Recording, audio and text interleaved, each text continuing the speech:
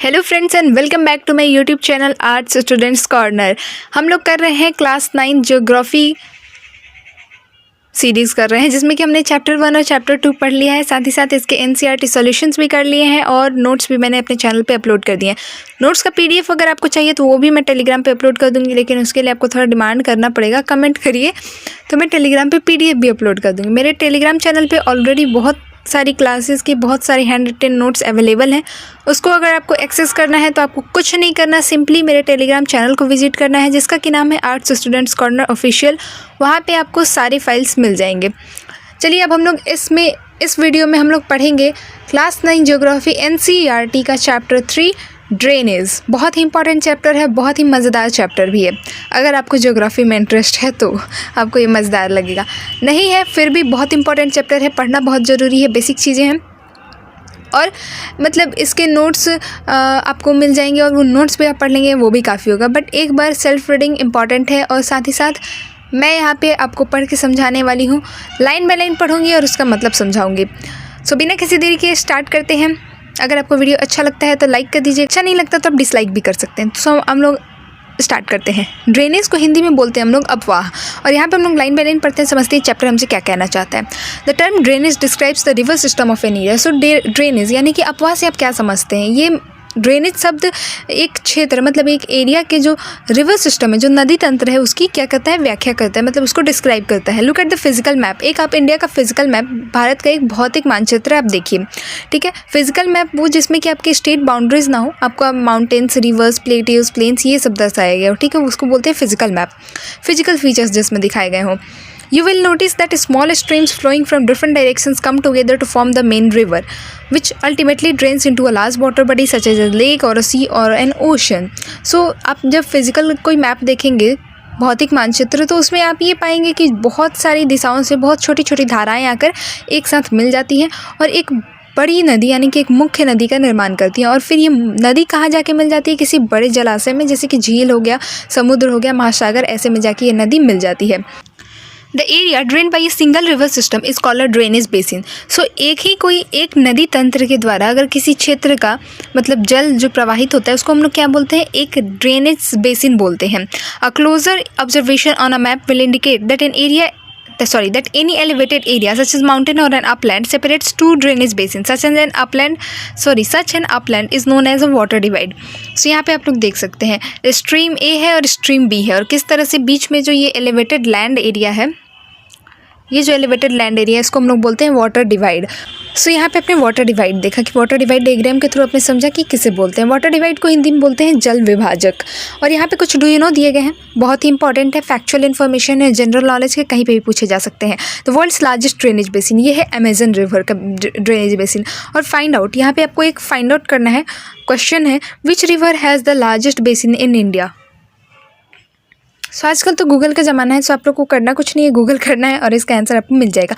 लेकिन मैं चाहूँगी कि आप लोग गूगल करने के साथ साथ यूट्यूब पे एक बार इसका वीडियो भी देखें, जिससे कि माइंड में एक तस्वीर बैठ जाए। चीज़ें याद रहे ना रहे, तस्वीरें याद रह जाती हैं, तो माइंड में उसको बैठा लेना एकदम। अब हम लोग ड्रेनेज सिस्टम्स इन इंडिया की बात करते हैं, मतलब भारत में जो अपवाह तंत्र है उसकी बात करते हैं। The drainage systems of India are mainly controlled by the broad relief features of the subcontinent. Accordingly the Indian rivers are divided into 2 major groups. So Bharat का जो ड्रेनेज सिस्टम है उसका नियंत्रण मुख्यतः भौगोलिक आकृतियों के द्वारा होता है, मतलब कि जो ब्रॉड रिलीफ फीचर्स हैं हमारे इंडियन सब कॉन्टिनेंट के। सो इस आधार पे जो भारत की नदियां हैं उनको 2 मुख्य वर्गों में हम लोग क्या करते हैं, डिवाइड करते हैं, विभाजित करते हैं। पहला तो जो है वो है द हिमालयन रिवर्स, यानी कि जो हिमालय की नदियां यानी कि जो हिमालय से निकलती हैं, और दूसरा है जो पेनिनसुलर रिवर्स, यानी कि जो प्रायद्वीपीय नदियाँ हैं। इनके बारे में हम लोग डिटेल में आगे पढ़ते हैं। Apart from originating from the 2 major physiographic regions of India, the Himalayas and the peninsular rivers are different from each other in many ways. So जो भारत की 2 मुख्य भौगोलिक क्षेत्रों से उत्पन्न होने के कारण हिमालय तथा ये जो प्रायद्वीपीय नदियाँ ये एक दूसरे से बहुत बेसिस पे डिफरेंट है, ठीक है, बहुत वेज में डिफरेंट है। Most of the Himalayan rivers are perennial. So बहुत सारी जो अधिकतर जो नदियां हैं जो हिमालय से निकलती हैं वो क्या है, पेरिनियल है। अब पेरिनियल का हिंदी क्या होता है, बारहमासी। बारहमासी मतलब ये साल भर बहती रहती है, साल भर इनमें पानी रहता है, ठीक है। It means that they have water throughout the year. इसका मतलब कि वर्ष भर इनमें पानी रहता है। These rivers receive water from rain as well as from the melted snow from the lofty mountains. The 2 major Himalayan rivers the Indus and the Brahmaputra originate from the north of the mountain ranges. So ऐसा क्यों रहता है? क्योंकि एक तो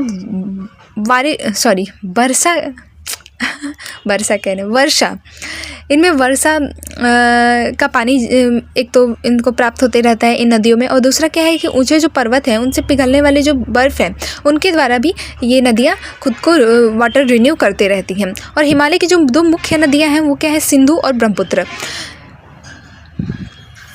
एक minute, the two major जो कि माउंटेन रेंजेस के नॉर्थ से ओरिजिनेट होती हैं, ठीक है। इंडस रिवर और कौन से? Brahmaputra river. They have cut through the mountains making gorges. So ये क्या है कि नदियों ने पर्वतों को काटकर गॉर्ज का निर्माण किया है। The Himalayan rivers have long courses from their source to the sea. So Himalaya की नदियाँ जो जहाँ से निकलती हैं, सोर्स टू द सी मतलब कि जहाँ से उनकी उत्पत्ति होती है वहाँ से लेकर के समुद्र तक में ये बहुत लंबे रास्ते को तय करती हैं। यहाँ पे आप लोग देख सकते हैं गॉर्ज कैसे पहाड़ों को काट के नदियाँ अपना रास्ता बनाती हैं, इसको हम लोग बोलते हैं gorge. They perform intensive erosional activity in their upper courses and carry huge loads of silt and sand. In the middle and the lower courses, these rivers form meanders, oxbow lakes, and many other depositional features in their floodplains. They also have well-developed deltas. So, ये अपने मार्ग में जो ऊपरी भाग, मतलब आप सोचिए कि एक मिनट मैं आपको डायग्राम समझाती हूँ, सॉरी। यस, यहाँ पे एक डायग्राम दिया ही हुआ है, चलिए इसी से हम लोग समझते हैं, इस डायग्राम से समझते हैं।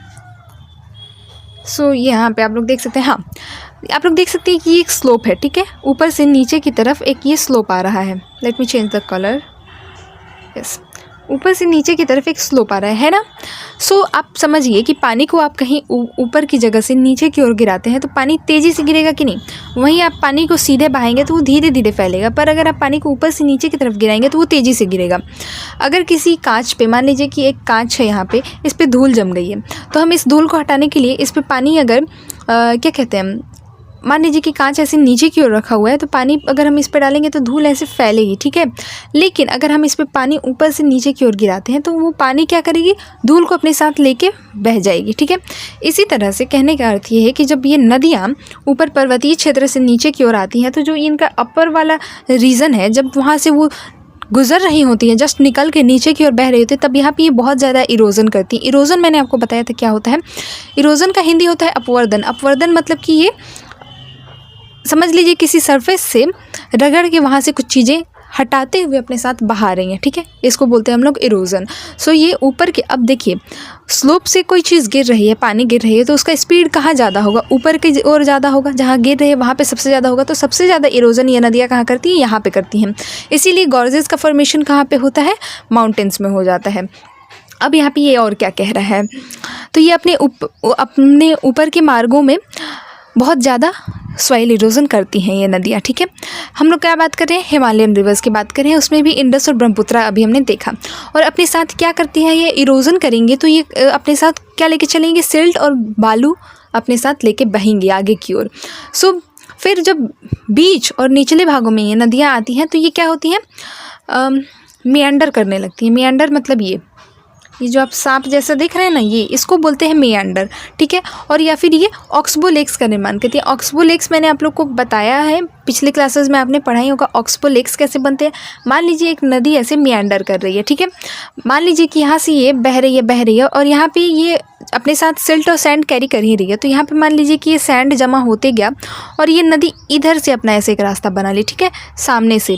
तो ये वाला जो एरिया है ये कट के रह जाएगा, क्योंकि नदी यहाँ पे भी डिपोजिशन कर देगी, यहाँ पे भी डिपोजिशन कर देगी।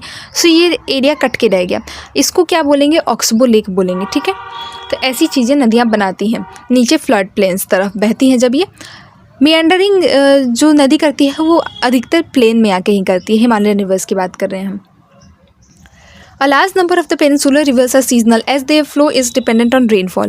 So ये सब आपने देख लिया। और जब ये नदी अपने लास्ट स्टेज में पहुंचती है तो वहाँ पे ये डेल्टा का निर्माण करती है। मैं ये बताना भूल गई थी। यहाँ पे आप देख सकते हैं ऑक्सबो लेक यहाँ पे है और ये देख सकते हैं यहाँ पे ये लास्ट स्टेज में डेल्टा का निर्माण करिए। तो जब नदी एकदम डेल्टा में क्या होता है ना कि नदी का स्पीड एकदम स्लो हो जाता है और वहाँ पर फिर ये अलग अलग स्ट्रीम्स में फैल के एक डेल्टा का निर्माण करती है। और आपने देखा कि किस तरह से नदी अपने साथ सिल्ट और सैंड कैरी करके ले आई थी, तो वो सब डिपोजिशन का कार्य डेल्टा एरिया में ज़्यादा करती है, ठीक है। क्योंकि जहाँ देखिए आपने मान लीजिए कि मिट्टी पे आपने इस तरह से पानी फेंका, एक ग्लास से समझ लीजिए आपने पानी फेंका, तो जहाँ आपने पानी फेंका वहाँ से देखिएगा कि मिट्टी को पानी अपने साथ बढ़ाई और आगे ले जाके एक जगह रोक दी। कहाँ रोकी? जहाँ पे पानी की गति धीमी हो गई, ठीक है, जहाँ से वो आगे अब नहीं बढ़ पा रही है तो वहाँ पे वो रुक जाएगी। तो वहाँ पे मिट्टी क्या हो गया? डिपॉजिट हो गया। जहाँ से पानी ले गई वहाँ से क्या हुआ? इरोजन हुआ, ठीक है। सो यहाँ पे क्या लिखा हुआ है, आप लोग इसको चैप्टर को खुद से भी पढ़िएगा, मैं आप लोग को बता देती हूँ। तो जो अधिकतर जो क्या होता है कि पेनिनसुलर रिवर्स, हिमालयन रिवर्स की तो हमने बात कर ली कि ये पेरिनियल होती हैं, लेकिन अधिकतर जो पेनिनसुलर रिवर्स होती हैं वो मौसमी होती हैं, क्योंकि इनका जो प्रवाह होता है वो क्या होता है? रेनफॉल पे डिपेंडेंट होता है, मतलब कि बारिश पे निर्भर होता है। तो जो शुष्क मौसम होगा, एरिड सीजन्स होगा, उसमें क्या होता है? बड़ी नदियों का जल घटकर छोटी छोटी धाराओं में क्या होता है? बहने लगता है। और हिमालय की नदियों की तुलना में जो पेनिनसुलर रिवर्स होती हैं इनकी लंबाई भी कम होती है और ये छिछली भी होती है, मतलब बहुत ज़्यादा गहरी नहीं होती है ये। फिर भी इनमें से कुछ केंद्रीय उच्च भूमि से निकलती हैं तथा पश्चिम की तरफ बहती हैं। और क्या आप इस प्रकार की दो बड़ी नदियों को पहचान सकते हैं? तो ये आपने मतलब पिछली क्लास में पढ़ा होगा, नर्मदा एंड ताप्ती, ठीक है। फिर जो पेनिनसुलर रिवर्स होती हैं वो भारत की अधिकतर नदियाँ क्या होती हैं कि जो पश्चिमी घाट से निकलती हैं, मतलब कि वेस्टर्न घाट से निकलती हैं, ठीक है, और बंगाल की खाड़ी की तरफ बहती हैं। लेकिन नर्मदा और ताप्ती है जो कि कहाँ जाके अपने आप को डिपॉजिट करती है? अरेबियन सी में। याद रखने वाली चीज़ें हैं। हिमालयन रिवर्स को हम लोग डिटेल में पढ़ेंगे।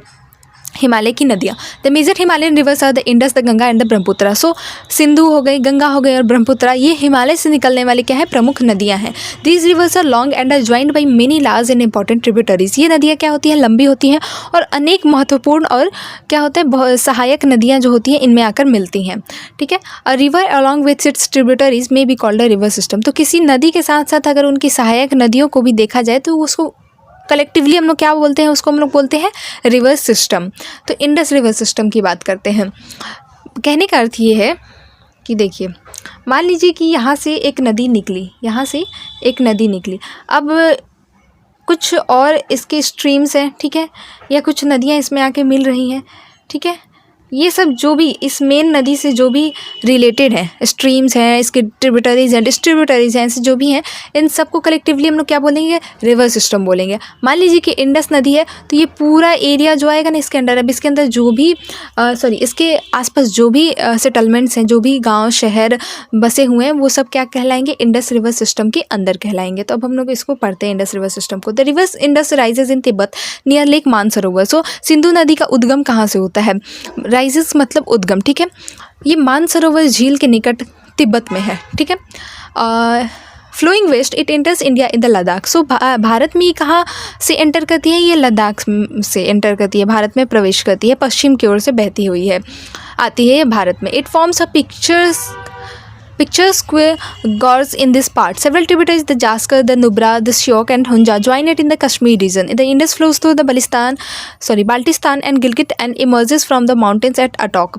The Satluj, the Beas, Ravi, Chenab and Jhelum join together to enter the Indus near Mithankot in Pakistan. Beyond this, the Indus flows southward, eventually reaching the Arabian Sea east of Karachi.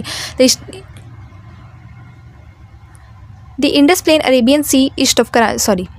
The Indus Plain has a very gentle slope.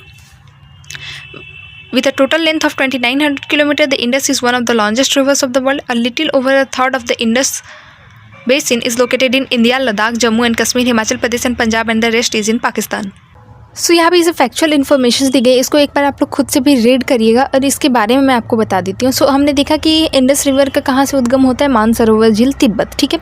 पश्चिम की ओर से ये बहती हुई नदी ये क्या होती है? भारत में लद्दाख से प्रवेश करती है।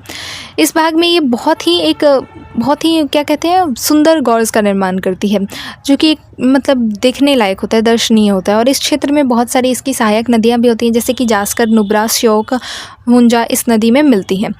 फिर सिंधु नदी जो है यानी कि इंडस रिवर, वो बलूचिस्तान तथा जो गिलगिट से बहते हुए अटक में पर्वतीय क्षेत्रों से बाहर निकलती है। फिर सतलज, व्यास, रावी, चेनाब तथा झेलम आपस में मिलकर पाकिस्तान में मिठानकोट के पास सिंधु में जाके मिल जाती हैं। और इसके बाद ये नदी दक्षिण की तरफ बहती है और अंत में जाके कराची से पूर्व की ओर ये क्या होती है? अरब सागर यानी कैरेबियन सी में मिल जाती है। फिर जो सिंधु नदी के मैदान का ढाल जो है वो बहुत ही धीमा है और जो क्या कहते हैं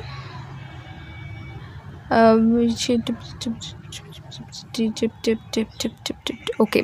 सो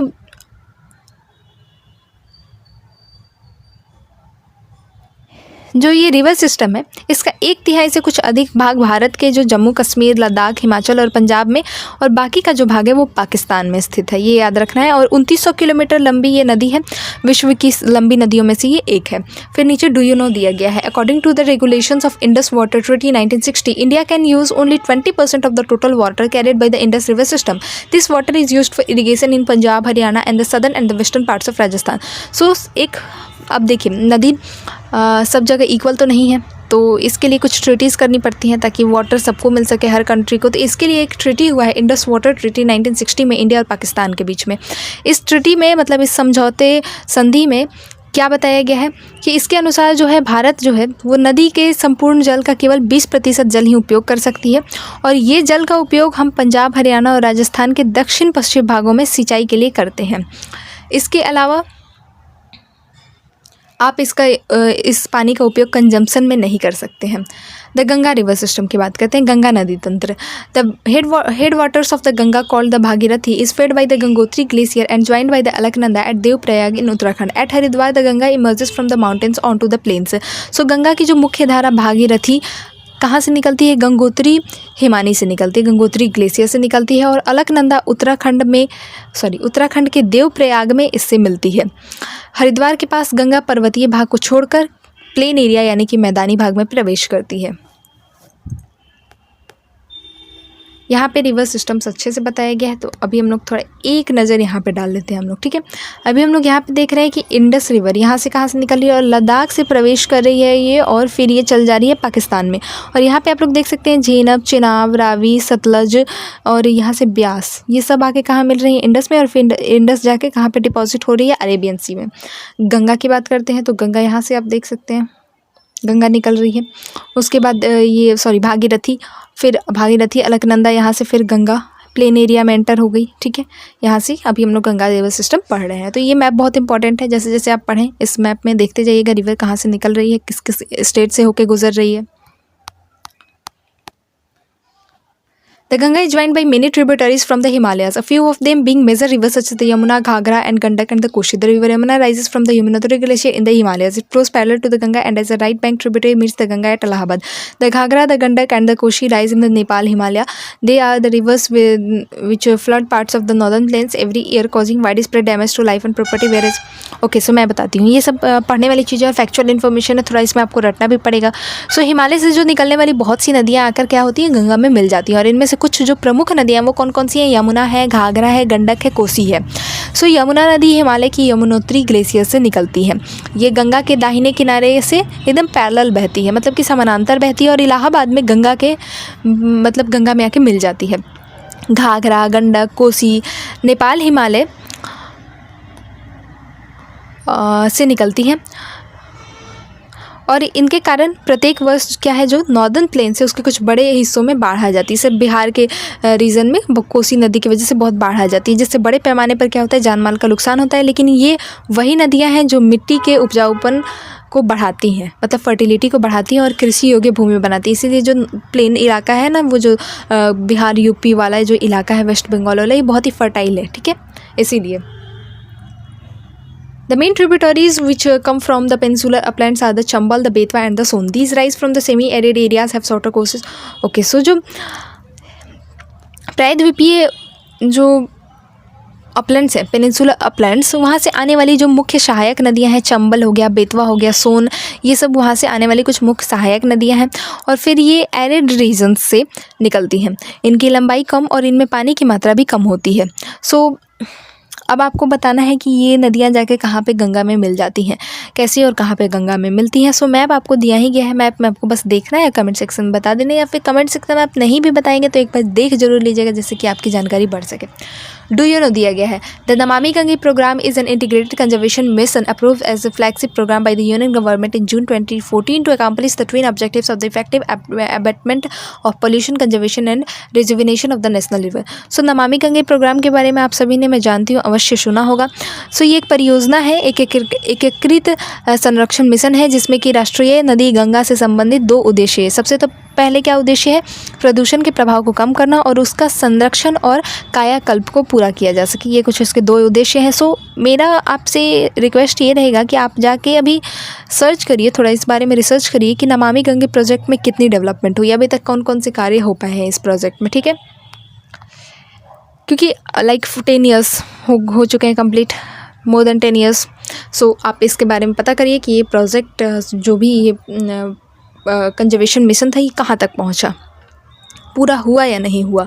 Enlarged with the waters from its right and left bank tributaries, the Ganga flows eastward till Farakka in the West Bengal. So बाएं तथा दाहिने किनारे की सहायक नदियों के जल से परिपूर्ण होकर गंगा क्या करती है, पूर्व दिशा में यानी कि ईस्टवर्ड पश्चिम बंगाल के फरक्का तक बहती है। This is the northernmost point of the Ganga Delta. The river bifurcates here. The Bhagirathi Hooghly, a distributary, flows southward through the deltaic plain to the Bay of Bengal. The main stream flows southward into Bangladesh and is joined by the Brahmaputra. Further downstream, it is known as the Meghna. This mighty river with waters from Ganga and Brahmaputra flows into the Bay of Bengal. The delta formed by these rivers is known as the Sundarban Delta. So क्या होता है कि ये Ganga delta का सबसे उत्तरी बिंदु है, फरक्का तक जो नदी हमने बताया कि बहती है। फिर यहाँ नदी क्या होती है, 2 भागों में बढ़ जाती है। भागीरथी हुगली जो इसकी क्या है, डिस्ट्रीब्यूटरी है, दक्षिण की तरफ बहती है तथा डेल्टा के मैदान से होते हुए बंगाल की खाड़ी में मिल जाती है। मुख्य धारा क्या है, दक्षिण की ओर बहती हुई बांग्लादेश में प्रवेश करती है और ब्रह्मपुत्र नदी से आके, ब्रह्मपुत्र नदी क्या होती है उससे आके मिल जाती है, जो यहाँ से एक धारा निकली गंगा की। फिर अंतिम चरण में गंगा और ब्रह्मपुत्र समुद्र में विलीन होने से पहले मेघना नाम से जाने जाते हैं। गंगा और ब्रह्मपुत्र के जल वाली ये वृहद नदी बंगाल की खाड़ी में जाके मिल जाती है और इन नदियों के द्वारा जो बनाए गए डेल्टा होते हैं उनको हम लोग किस नाम से जानते हैं, Sundarban delta. Sundarban delta. Do you know the Sundarban Delta derived is from the Sundari tree which grows well in marshland. It is world's largest and fastest growing delta. It is also the home of Royal Bengal tiger. So Sundarban delta का नाम वहाँ पाए जाने वाले सुंदरी पेड़ से लिया गया है, ठीक है। सुंदरबन डेल्टा विश्व का सबसे बड़ा और तेज़ी से वृद्धि करने वाला डेल्टा है और यहाँ रॉयल बंगाल टाइगर भी पाए जाते हैं। द लेंथ ऑफ द, यहाँ पे कुछ फैक्चुअल इन्फॉर्मेशन दी गई हैं। सो गंगा की लंबाई 2500 किलोमीटर से अधिक है। अम्बाला नगर सिंधु तथा गंगा नदी तंत्रों के बीच जो जल विभाजक पर स्थित है। फिर अम्बाला से सुंदरवन तक मैदान की लंबाई लगभग कितनी है, 1800 किलोमीटर है, परंतु इसके ढाल में गिरावट मुश्किल से 300 मीटर है। दूसरे शब्दों में प्रति 6 किलोमीटर की दूरी पर ढाल में गिरावट केवल 1 मीटर है। इसीलिए इन नदियों में अनेक बड़े बड़े क्या होते हैं, मियांडर्स बन जाते हैं, विसर्ग बन जाते हैं। ब्रह्मपुत्र रिवर सिस्टम, अब इस ब्रह्मपुत्र नदी तंत्र को हम लोग पढ़ते हैं। The Brahmaputra rises in Tibet east of the Mansarovar lake very close to the sources of the Indus and Sutlej. So जो ब्रह्मपुत्र नदी है वो तिब्बत के मानसरोवर झील के पूर्व तथा सिंधु और सतलज के स्रोतों के काफ़ी नज़दीक से ही निकलती है और इसकी लंबाई सिंधु से कुछ अधिक है, परंतु इसका अधिकतर मार्ग क्या है, भारत के बाहर स्थित है। भारत में ये बहुत लेट से आके मिलती है, ठीक है। ये हिमालय के लाइक पैरेलल पूर्व की ओर बहती हुई जाती है, ईस्टवर्ड। फिर नामचा बारवा जो शिखर है उसके पास पहुंच के ये क्या होता है, एक यू लाइक आप लिखते हैं ना अम्ब्रेला वाले यू अक्षर जैसा मोड़ बनाकर भारत के अरुणाचल प्रदेश में एक गॉर्ज के माध्यम से, मतलब गॉर्ज बनाते हुए ये प्रवेश करती है। यहाँ इसे दिहांग के नाम से जाना जाता है तथा फिर दिबांग, लोहित, केनुला और दूसरी सहायक नदियाँ इनसे आकर असम में ब्रह्मपुत्र का निर्माण करती हैं। Brahmaputra is also known as Tsangpo in Tibet and Jamuna in Bangladesh. So Brahmaputra को तिब्बत में सांगपो और बांग्लादेश में जमुना कहा जाता है, याद रखना है। In Tibet, the river carries a small volume water and less silt as it is a cold and dry area. In India, it passes through a region of high rainfall. Here, the river carries a large volume of water and considerable amount of silt. The Brahmaputra has a braided channel in its entire length in Assam and forms many riverine islands. Do you remember the name of world's largest riverine island formed by the Brahmaputra? So, क्या होता है कि तिब्बत एक बहुत ही cold और dry type climate वाला area है, इसीलिए यहाँ पे नदी में जल और सिल्ट की मात्रा बहुत कम होती है। लेकिन भारत में लाइक असम एरिया में तो सबसे ज़्यादा बारिश होती है, ठीक है। वर्ल्ड की बात करें तो सबसे ज़्यादा बारिश होती है। सो भारत में क्या होता है कि बहुत बारिश वाला क्षेत्र है और वहाँ से ये नदी गुजरती है, तो यहाँ नदी में जल और सिल्ट की मात्रा बढ़ जाती है। असम में ब्रह्मपुत्र अनेक धाराओं से में बहकर एक कुंभित नदी के रूप में बहती है और फिर बहुत से नदी द्वीपों का निर्माण करती है। सो आपको कुछ रिवरीन आइलैंड्स के बारे में बताना है ब्रह्मपुत्र नदी के। Every year during the rainy season the river overflows its banks causing wide spread devastation due to floods in Assam and Bangladesh. So प्रत्येक वर्ष वर्षा ऋतु में ये नदी अपने किनारों से ऊपर बहने लगती है और बाढ़ के द्वारा असम और बांग्लादेश को बहुत अधिक क्षति पहुँचाती है। उत्तर भारत की कुछ अनेक नदियाँ अन्य नदियाँ के विपरीत ब्रह्मपुत्र नदी में सिल्ट और निक्षेपण की मात्रा बहुत ज़्यादा अधिक होती है और इसके कारण नदी की सतह बढ़ जाती है और ये बार बार अपनी धारा में मतलब कि बार बार ये अपना उसको क्या बोलते हैं हम लोग, पाथ बदल लेती है, चैनल को ये बार बार शिफ्ट करती रहती है। अब हम लोग पेनिनसुलर रिवर्स की बात करेंगे। हमें हिमालयन रिवर्स में हमने 3 मेजर रिवर्स की बात कर ली। अब हम लोग पेनिनसुलर रिवर्स की बात करेंगे, मतलब प्रायद्वीपीय नदियाँ। जो प्रायद्वीपीय भारत में मुख्य जल विभाजक का निर्माण पश्चिम घाट द्वारा होता है, ठीक है, पश्चिमी घाट यानी कि वेस्टर्न घाट्स द्वारा होता है, जो पश्चिम तट के निकट उत्तर से दक्षिण की ओर स्थित है। ये हमने पिछले चैप्टर में पढ़ा है। पेनिनसुलर जो एरिया है उसमें अधिकतर मुख्य नदियाँ जैसे कि महानदी हो गई, गोदावरी, कृष्णा, कावेरी पूर्व की ओर बहती है और बंगाल की खाड़ी में गिरती है। ये नदियाँ क्या होती है, अपने मुहाने पे एक डेल्टा का निर्माण करती हैं। फिर वेस्टर्न घाट से वेस्ट में बहने वाली अनेक छोटी धाराएं हैं। नर्मदा और तापी 2 ही बड़ी नदियाँ हैं ऐसी जो कि पश्चिम की तरफ बहती हैं और क्या कहती हैं, ज्वारंद मुख का निर्माण करती हैं, एस्चुअरीज का निर्माण करती हैं। प्रायद्वीपीय नदियों को क्या अपवाह द्रोणियाँ आकार में अपेक्षाकृत छोटी हैं। नर्मदा बेसिन की बात करते हैं हम लोग। Narmada rises in the Amarkantak Hills in the Madhya Pradesh. It flows towards the west in the Rift Valley formed due to faulting. On its way to the sea, the Narmada creates many picturesque locations. The marble rocks near Jabalpur, where the Narmada flows through a deep gorge, and the Dhuandhar Falls, where the river plunges over steep rocks, are some of the notable ones. तो नर्मदा का उद्गम मध्य प्रदेश में क्या होता है, अमरकंटक पहाड़ी के निकट है और ये पश्चिम की ओर एक भ्रंश घाटी में बहती है। समुद्र तक पहुंचने के क्रम में ये नदी बहुत से दर्शनीय स्थल का निर्माण करती है। जबलपुर के निकट संगमरमर के सैल में ये नदी गहरे गौर से बहती है और फिर जहाँ यह नदी तीव्र ढाल से गिरती है वहाँ क्या होता है, धुआंधार फॉल्स देखने लायक है, टूरिस्ट प्लेस है, वहाँ पे इसका एक निर्माण करती है, धुआंधार फॉल्स का निर्माण करती है नर्मदा नदी।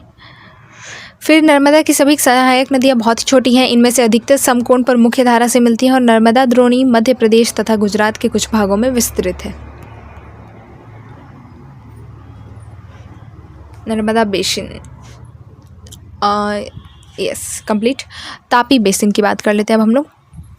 तापी कहाँ से निकलती है, इसका उद्गम होता है सतपुरा रेंज से। मध्य प्रदेश के बैतूल जिले में जो सतपुरा की श्रृंखलाएं हैं वहाँ से ये तापी का उद्गम होता है और ये भी नर्मदा के पैरेलल ही एक भ्रंश घाटी में बहती है, लेकिन इसकी लंबाई बहुत ही कम है और इसका जो बेसिन है वो मध्य प्रदेश, गुजरात और महाराष्ट्र राज्य में है। फिर अरेबियन सी और वेस्टर्न घाट्स के बीच का तटीय मैदान बहुत अधिक क्या है, संकीर्ण है, इसीलिए तटीय नदियों की लंबाई बहुत ही कम है। पश्चिम की ओर बहने वाली मुख्य नदियाँ साबरमती, माही, भारतपुजा और पेरियार हैं। भारतपुजा और पेरियार है। फिर उन राज्यों के नाम बताइए जहाँ से ये नदियाँ बहती हैं, आपको बताना है। साबरमती का नाम आप सबने बहुत सुना होगा, गुजरात, और ये बाकी जो नदियाँ हैं इन सब का आपको नाम बताना है, like Gujarat, Maharashtra. Godavari basin, Godavari basin की बात करें तो सबसे बड़ी ये क्या है, पेनिनसुलर रिवर है Godavari.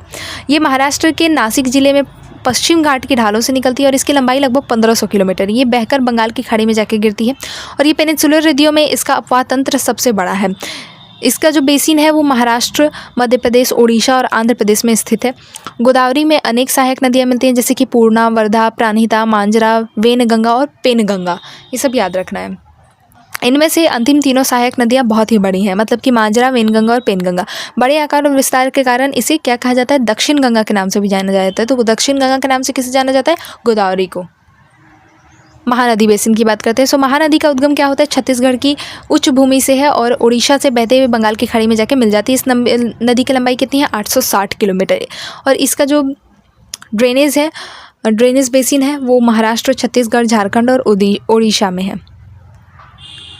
Krishna basin rising from a spring near तो मैं इंग्लिश में इसलिए नहीं पढ़ी क्योंकि इंग्लिश में पढ़ो फिर वही चीज़ हिंदी में बताओ, इसलिए मैं सीधे हिंदी में ही बता दे रही हूँ। कृष्णा नदी ये महाराष्ट्र के पश्चिमी घाट में महाबलेश्वर के निकट एक स्रोत से निकलकर कृष्णा लगभग 1400 किलोमीटर बहती है और बंगाल की खाड़ी में जाके गिर जाती है। तुंगभद्रा, कोयना, घाटप्रभा, मूसी और भीमा इसकी कुछ सहायक नदियाँ हैं और इसके ड्रेनेज बेसिन में महाराष्ट्र, कर्नाटका और आंध्र प्रदेश में फैली हुई है। ये कावेरी बेसिन की बात करें तो कावेरी पश्चिमी घाट के ब्रह्मगिरी श्रृंखला से निकलती है और तमिलनाडु में कुडलूर के दक्षिण में बंगाल की खाड़ी में जाके मिल जाती है और इसकी लंबाई 760 किलोमीटर। इसकी प्रमुख सहायक नदियाँ कौन कौन सी हैं? अमरावती, भवानी, हेमावती और काबिनी। और इसकी बेसिन जो है वो तमिलनाडु, केरल और कर्नाटका में फैली हुई हैं, विस्तृत हैं। Do you know the river Kaveri makes the second biggest waterfall in India known as the Shivasamudram falls. The hydroelectric power generated from the falls is supplied to Mysuru, Bengaluru and the Kolar gold fields. So Bharat में दूसरा सबसे बड़ा जो waterfall है वो कावेरी नदी बनाती है। इसे क्या बोलते हैं? शिव समुद्रम के नाम से जाना जाता है। और ये इससे हाइड्रो इलेक्ट्रिक पावर बहुत सारा जनरेट होता है, जिससे कि पावर सप्लाई किया जाता है मैसूरू, बेंगलुरु और कोलार गोल्डफील्ड को। फिर the name of the biggest waterfall in India का आपको नाम बताना है। भारत का सबसे बड़ा जो वाटरफॉल है उसका नाम आपको कमेंट सेक्शन में बताना है। Besides these major rivers, there are some smaller rivers flowing towards the east. The Damodar, the Brahmani, the Baitarni and the Subarnarekha are some notable examples. Locate them in your atlas. So इन बड़ी नदियों के अतिरिक्त कुछ छोटी नदियाँ भी हैं जो कि पूर्व की तरफ बहती हैं। दामोदर, ब्रह्मणी, बैतरनी और सुवर्णरेखा कुछ महत्वपूर्ण इसके उदाहरण है। आपको क्या करना है? अपने एटलस में ये सारी नदियों को खोजना है और देखना है कहाँ से ये बहती हैं, ठीक है। Do you know 71% of the world surface is covered with water, but 97% of that is salt water. So पृथ्वी के जो धरातल है उसका लगभग 71% क्या है? जल से ढका हुआ है, लेकिन इसका जो 97% जल है वो क्या है?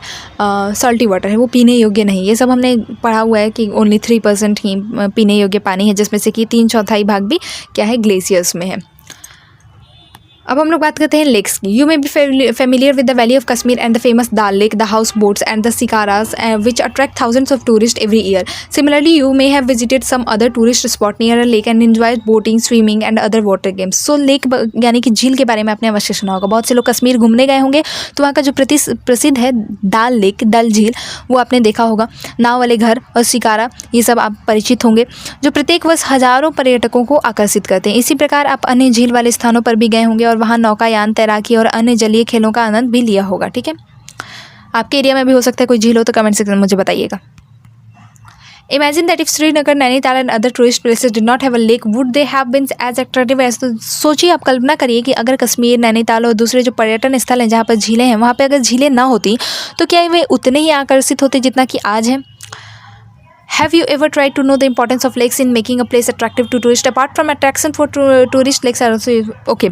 So कभी आपने सोचा है कि पर्यटकों का कभी आपने सोचने की कोशिश की है कि इन पर्यटकों को आकर्षित करने के लिए किसी स्थान पर झीलों का क्या महत्व है, या फिर बात करें कि पर्यटकों के आकर्षण के अतिरिक्त अगर मानव के लिए अन्य कारणों से भी झील किस तरह से महत्वपूर्ण है। So lakes of large extent are called seas like the Caspian, the Dead and the Aral sea. ये याद रखना है कि बड़ी आकार वाली जो झील होती है उनको समुद्र कहा जाता है, जैसे कि कैस्पियन सी है, डेड सी है और अरल सागर है। सो पृथ्वी की सतह पर जो गर्त हो जाता है, मतलब गड्ढा जैसा जो भाग है, वहाँ पे अगर जल जमा हो जाता है तो उसे हम क्या कहते हैं? झील कहते हैं। India has many lakes. Bharat These differ from each other in size and other characteristics. Most lakes are permanent. Some contain water only during the rainy season, like the lakes in the basin of inland drainage of semi-arid regions. There are some lakes which are the result of action of glaciers and ice sheets, while others have been formed by wind, river action, and human activities. सो ये एक दूसरे से आकार और अन्य लक्षणों में भी अलग अलग होती हैं। अधिकतर झीलें क्या होती हैं? स्थायी होती है, तथा कुछ में केवल वर्षा ऋतु में ही पानी होता है, जैसे कि अंतर्देशीय अपवाह वाले अर्ध शुष्क क्षेत्रों में द्रोणी वाली झीलें। यहाँ कुछ ऐसी झीलें हैं जिनका निर्माण हिमानियों और बर्फ चादर की क्रिया के फलस्वरूप हुआ है, जबकि कुछ अन्य झीलों का निर्माण वायु, नदियों और मानवीय क्रियाकलापों के कारण हो जाता है। अ meandering river across a flood plain forms cutoffs that later develop into oxbow lakes. So oxbow lakes कैसे बनते हैं ये मैंने आपको बता ही दिया है। Splits and bars from lagoons in the coastal areas, example Chilka lake, Pulicat. Okay, spits and bars form lagoons. So lagoons, spit और बार यानी कि रोधी का तटीय क्षेत्रों में लगून का निर्माण करती हैं, जैसे कि चिल्का झील हो गया, पुलकेट झील हो गया और कोलेरू झील हो गया।